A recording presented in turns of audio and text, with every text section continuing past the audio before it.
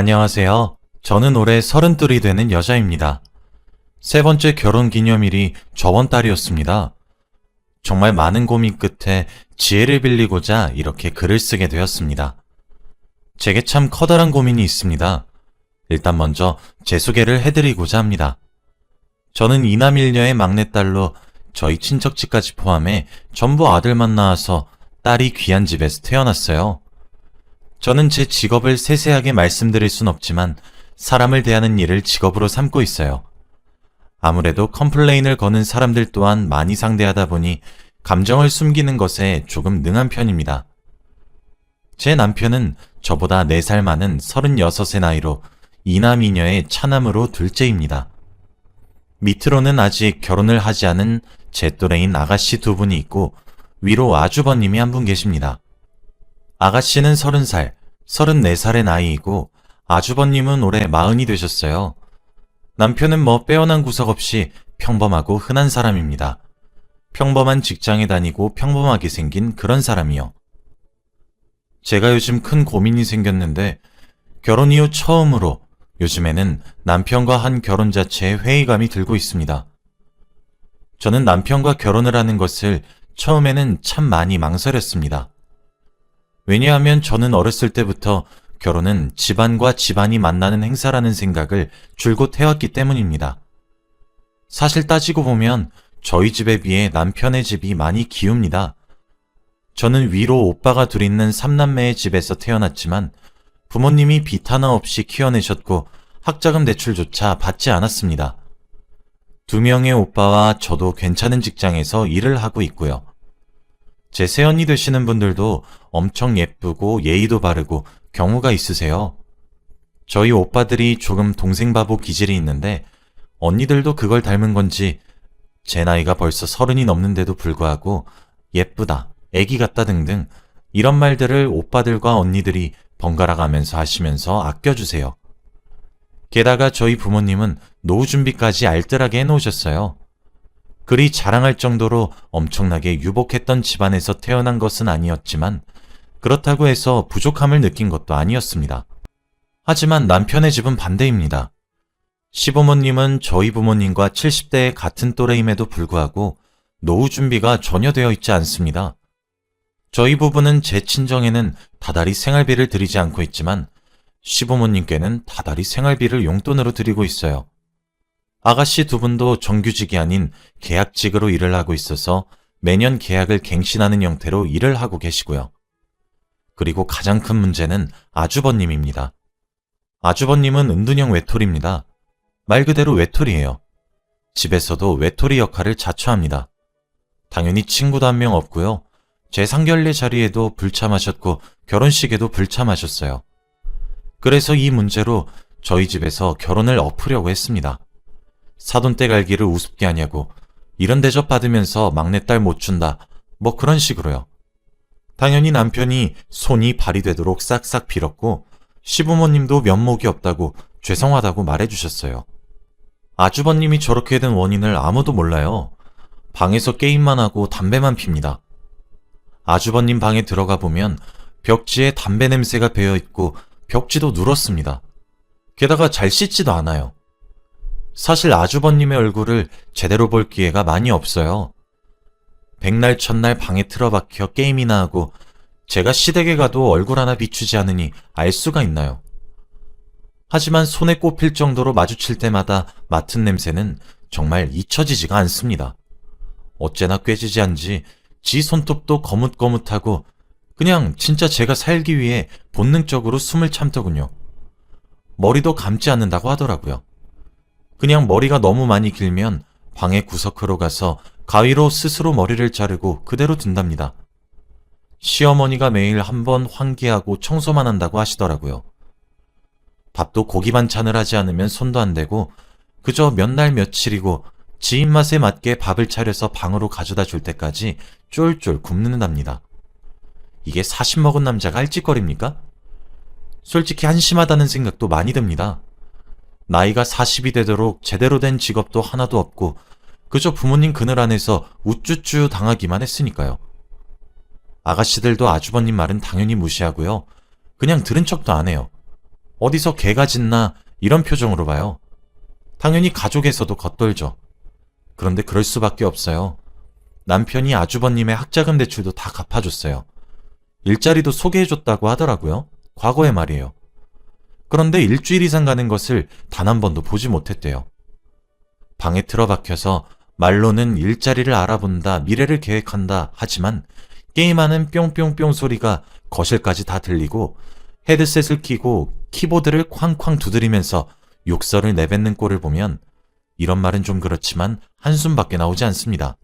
남편이 아주버님께 미래를 어떻게 대비할 거냐고 진지하게 이야기를 하면 포르쉐를 타고 다닐 거라는 둥 진짜 말 같지도 않은 개소리래요. 그것도 엄청 진지하게 말이에요. 그러면서 자기가 사회의 약자이자 피해자래요. 저 한번 그렇게 대화하는 거 옆에서 보고 있는데 진짜 너무 한심하고 어이가 없어서 표정 관리가 잘 안 됐습니다. 그렇게 남편이 아주버님을 좀 개선시키기 위해 방에서 끌어내기 위해 노력을 하면 꼭 마지막에 그래요. 나중에 우리 부모님 돌아가시면 네가 나 책임지면 되잖아. 정말 솔직한 심정으로 아주버님이 저보다 나이가 어리거나 혹은 비슷한 또래였다면 뺨을 후려쳤을 것 같습니다. 그런 말을 들을 때마다 아닐 거라고 생각하고 있지만 혹시나 싶어서 가슴에 돌을 얹고 사는 것만 같아요. 그래서 저희 부모님과 오빠들이 결혼을 없겠다고 그런 집안에 막내딸 못 준다고 말렸던 이유가 바로 아주버님 때문이었습니다. 남편은 자신의 치부와도 다름없는 부분이라 비밀로 하자고 말을 했지만 그걸 비밀로 붙여주는 것도 한계가 있죠.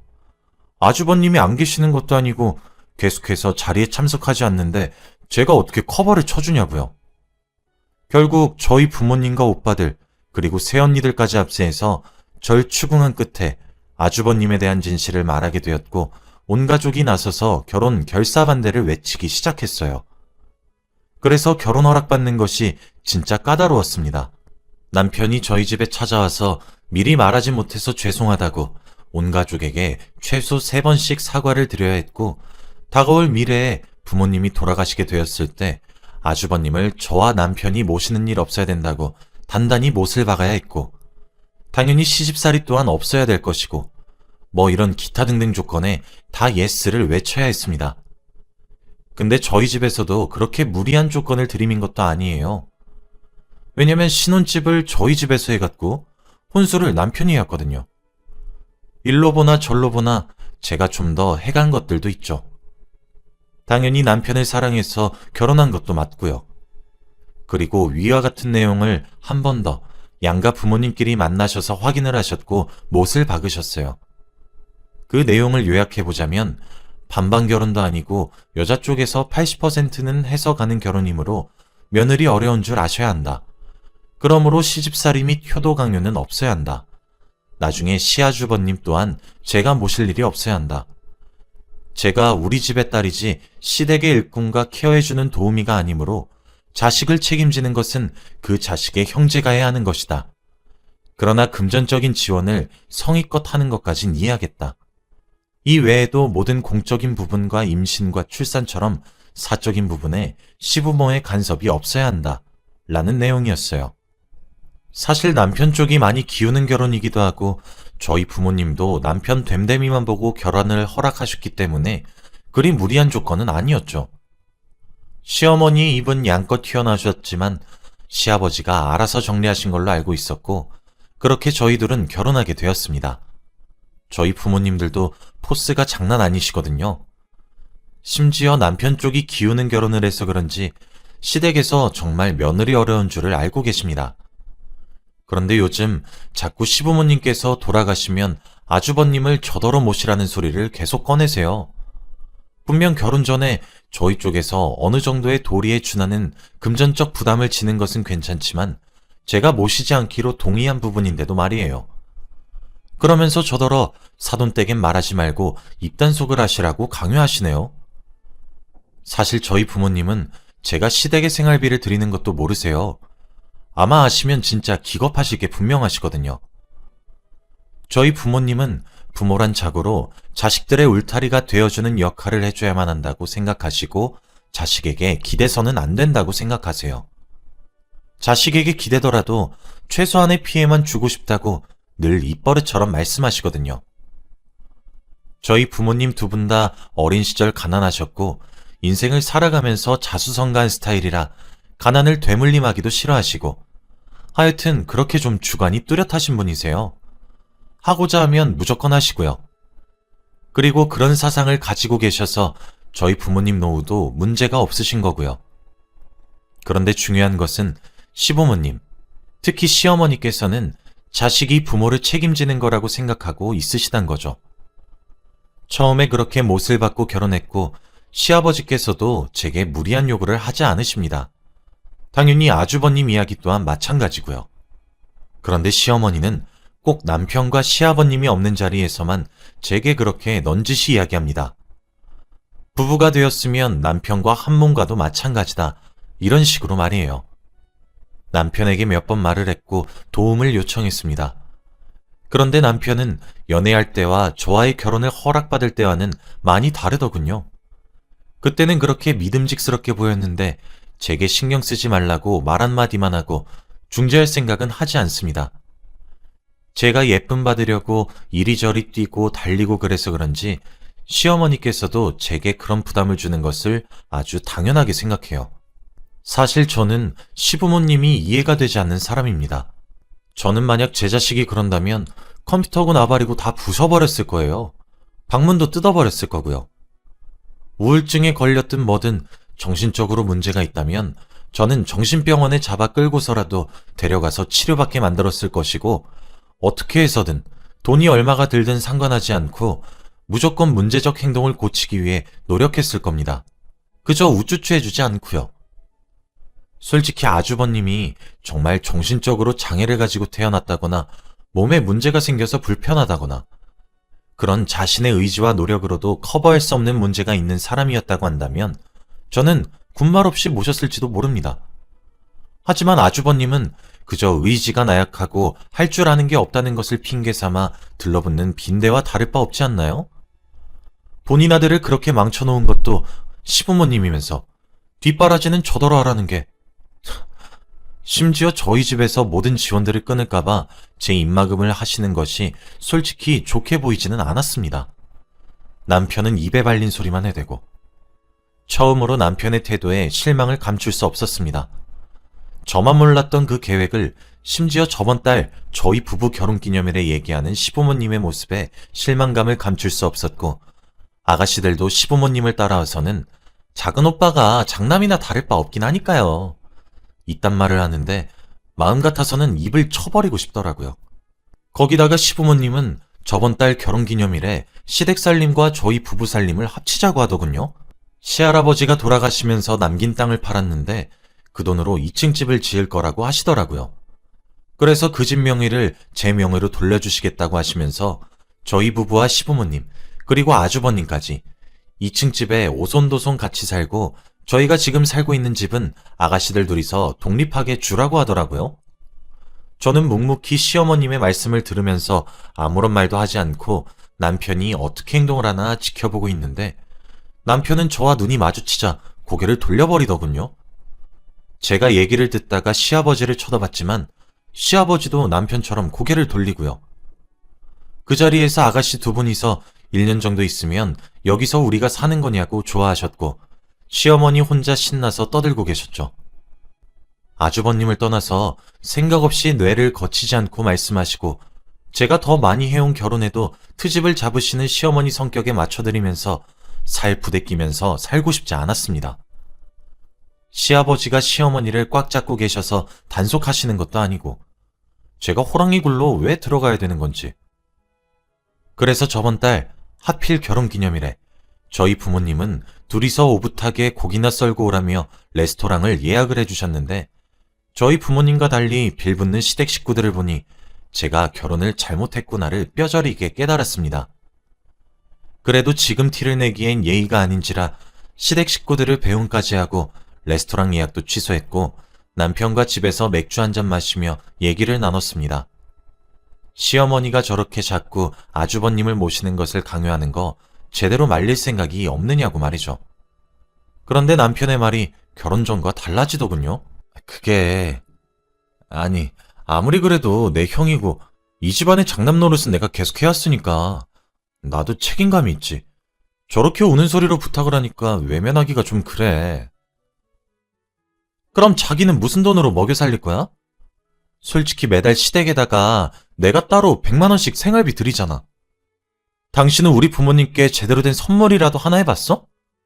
씀씀이가 달라서 그런 거라 100번 1000번 이해를 해도 이 정도로 뻔뻔하게 나오는 건 아니지 않아? 그리고 이 집도 내가 해온 4명이 신혼집이야. 근데 왜 이 집에 아가씨 2분이 들어오니 마니를 나 빼고 결정하고 나한테 통보해? 당신은 내가 우스워? 아니, 그래도 여보, 뻔뻔하다니. 꼭 그런 식의 표현들만 골라 써서 말을 해야겠어? 그래, 당신 잘났다. 돈도 많고 그러니까 어른이고 나발이고 눈에 뵈는 게 없지? 당신 지금 나한테 말 다 했어? 그래, 그럼 금전적으로 따지고 보자. 당신이 나보다 월급이 많아? 내가 당장 시댁에 드리는 생활비 끊으면 시댁은 돌아가? 사람이 일을 해주면 고마워하고 일을 돌려줄 생각은 못할 망정. 지금 뭘 잘했다고 큰 소리야?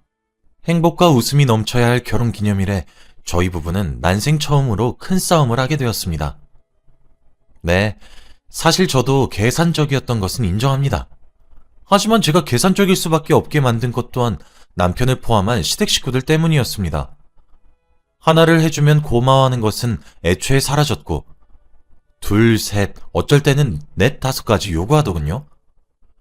여행 갔다 면세점에서 아가씨랑 시어머니 생각이 나서 지갑을 하나씩 사서 선물을 해드렸더니 고맙다 하진 못할 망정 왜 샤넬이 아니냐, 나는 구찌가 좋다, 별론이 좋니 하는데 사람이 어떻게 계산적으로 안 바뀌나요? 아가씨들도 제가 물줄 아는 듯 돈을 펑펑 써제끼면서 새언니 하는데 어떻게 계산적인 생각이 안 들겠냐고요. 저는 남편과의 그런 감정적인 대화를 끝으로 전 짐을 싸서 친정으로 갔습니다.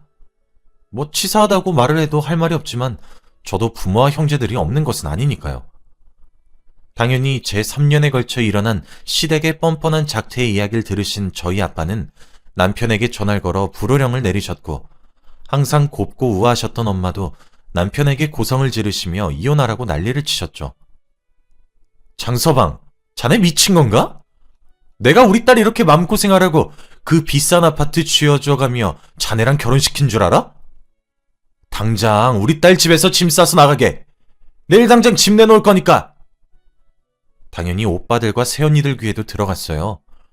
남편은 저희 부모님 전화에 꽁지에 불이 붙은 듯 저희 집으로 달려왔는데 작은 오빠가 꺼지라고 했다고 꺼졌다고 하더라고요. 사실 저희 작은 오빠가 격투기 선수 출신이라 몸의 근육이 장난 아니고 험상궂게 생겨서 원래도 좀 무서워하긴 했지만요. 친정에다가 알리고 부모님 품에 안긴 지 채 일주일이 되지 않아 시댁에 온 집안 식구들이 저희 친정에 찾아오더군요. 시아버지의 시어머니는 당연하고 아가씨들까지 말이에요. 그러면서 자기들이 너무 경솔했던 것 같다고 하시며 시어머니가 제게 그러더라고요. 아가, 맘 풀어, 응? 그리고 이런 건 너랑 나랑 둘이서 풀면 되는 이야기잖니, 응? 얼른 함께 돌아가자. 저는 그 소리가 어쩜 함께 지옥불로 들어가자로 들리는지 알 수가 없었습니다. 남편은 그렇게 다시 시댁으로 짐을 싸들고 돌아갔고 저희 집은 비밀번호만 바꾸고 전 친정에 와 있습니다. 부모님께서는 일단 한번 지켜보자고 하시고 오빠와 언니들은 이런 집은 봐주면 계속 그래도 되는 줄 안다고 이참에 이혼하고 집으로 들어오라고 합니다. 제가 너무 아깝다고 왜 자꾸 남편이 해야 할 효도와 도리를 며느리인 저에게 시키는지 이해할 수 없고 몰상식한 집안이라고 이왕 이렇게 된 김에 이혼하라고 난리가 났습니다. 저는 잘 모르겠습니다. 남편을 싫어하는 것은 아니지만 남편이 중간에서 허둥지둥대는 모습에 정이 떨어진 것 또한 틀린 것도 아닙니다. 이제서야 미안하다고 중간에서 역할을 제대로 하겠다고 문제를 깨닫고 고치고 개선하겠다는 말을 하는 남편을 보면 남편도 몰랐던 것은 아니라는 생각에 기분이 썩 좋은 것 또한 아닙니다. 참 이런저런 생각이 많이 듭니다. 하루는 그냥 아이도 없는 김에 갈라서는 것이 답일 것 같다가도 한 번 더 기회를 줄까 싶기도 하네요. 이 와중에 철없는 아가씨들은 제게 문자를 보내 농담한 거에 왜 이렇게 예민하게 반응하냐고 물어보네요. 이것도 캡처해서 남편한테 보여주니 남편이 죽을 죄를 지었다고 단속 잘하겠다고 하는데 참 믿음이 안 가요. 제가 어떤 결정을 해야 옳은 것인지 여러분 의견을 듣고 싶어 이렇게 사연을 보내게 되었습니다. 제 긴 글 읽어주셔서 감사하고 제게 의견을 들려주시길 부탁드립니다.